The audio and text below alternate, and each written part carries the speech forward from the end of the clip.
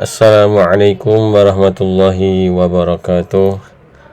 Kembali lagi di channel SKL di belajar CSS, belajar coding sebentar saja. Kali ini kita akan belajar tentang media ya. Add media itu,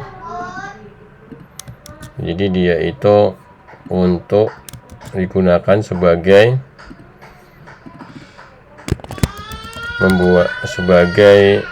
cara untuk melakukan responsive design ya.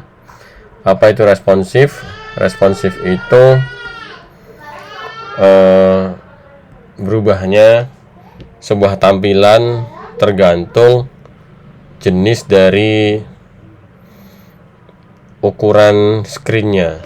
Misalkan gini ya, anggap saja gini, misalkan ada seperti ini, misalkan ada layar segini, maka elemennya dia bakal kecil-kecil. Misalkan ini seperti ini ya, ini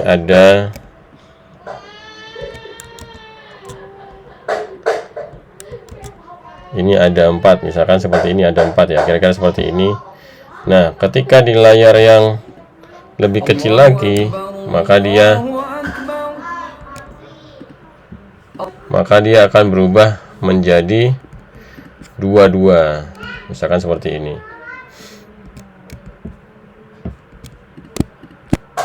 Jadi yang bagian bawah dia bakal ditaruh, yang sampingnya ini 1, 2, 3, 4, ini 1, 2, 3, 4. Nah, seperti itu kira-kira. Kemudian kalau misalkan di layar yang lebih kecil lagi, maka dia menjadi satu kolom ya. Misalkan seperti ini. Jadi dia menurun ke bawah. Anggapannya seperti itu. Nah, ini overflow ya. Jadi harus di scroll dulu baru bisa muncul. Nah, penjelasan media seperti itu secara teori ya. Oke, kita langsung praktek. Kita buka Safari. Nah, kita punya tampilan seperti ini. Ada kayak koran. Jadi ada sebuah judul. Ini ada kolom. Ada 4 kolom. Di screen yang besar dia menjadi 4 kolom. Kita lihat ini berapa ukurannya. Ini 1287 pixel. Dia menjadi 4 kolom. Gimana kalau misalkan ketika dia sudah jadi kecil, maka dia harusnya, kalau misalnya seperti ini kan lebih susah kan. Nah, ketika dia 800 atau 900 pixel, dia menjadi 2 kolom. Bagaimana caranya? Caranya adalah tinggal kita menambahkan add media. Misalkan di sini add media screen and max width. Maksudnya max width itu adalah lebarnya maksimal. Ketika lebarnya maksimal 900 pixel, dia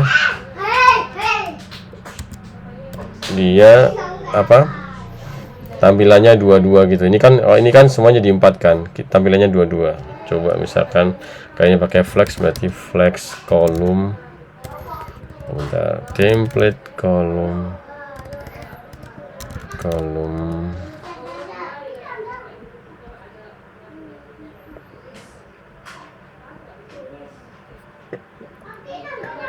Flexnya bentar, ini kita ubah jadi grid aja ya.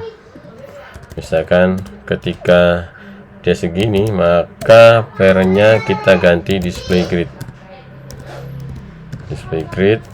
template grid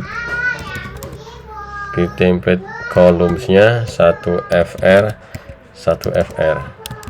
Jadi menjadi 2 kolom ya.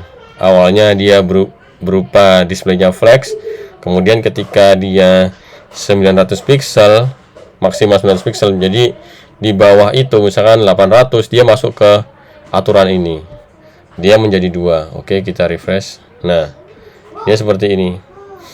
Jadi ketika dia lebih dari 900, dia jadi 4. Kemudian ketika 900 dia jadi 2. Gak hanya itu sih, kalian juga bisa mengubah backgroundnya. Misalkan ketika di ukuran 900 pixel buat mendeteksi ya. Misalkan gini backgroundnya kita buat beige ya, beige agak kuning. Jadi ketika 900 dia agak kuning. Nah, jadi gak hanya jumlah kolom atau backgroundnya, sebenarnya semua elemen, semua properti itu kalian bisa ubah dengan kondisi ini, dengan responsive design ini, pakai add media screen and max width gitu. Misalkan ini kan 900, misalkan lebih kecil lagi itu bisa lagi, misalkan gini, ini berapa ya kira-kira ya. Coba kita inspect elemen. Ini sekitar 500, oke. Kita anggap 600 ya. Jadi kita kopas dulu ini. Max width-nya 600, maka dia menjadi background-nya kita ubah lah. Agak hijau ya, atau agak biru. Agak biru, kita ubah segini, oke. Kemudian grid-nya diganti 1 FR, 1 fragmen ya. Nah, seperti ini.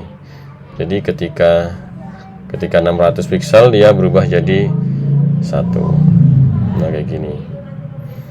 Jadi, nah ini yang dimaksud dengan responsive design. Jadi desainnya itu langsung berubah, merespon terhadap layar tertentu. Misalkan kalian juga bisa mengeceknya lewat Mozilla Firefox. Misalnya ada Control Alt M. Misalnya langsung ada responsive desainnya. Misalkan ini tampilan buat iPhone ya, misalnya iPhone 11 dia kayak gini, bisa jadi 1. Misalkan kita pakai Galaxy Note. Oh, ini kan masih HP ya. Misalkan kita ubah screennya seperti ini kan sudah jadi 800 kali 360, maka dia jadi 2. Misalkan kita tarik lagi lebih besar, nah seperti ini. Kalian bisa pakai fiturnya Firefox, itu ada di mana? Responsive. Nah ini responsive design.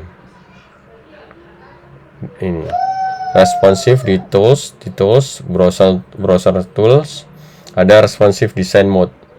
Nah, kalian bisa pakai itu, fitur itu. Oke, segitu dulu penjelasan tentang add media dalam CSS yang fungsinya untuk membuat responsive design. Jika kalian ada pertanyaan, kalian bisa komentar di bawah.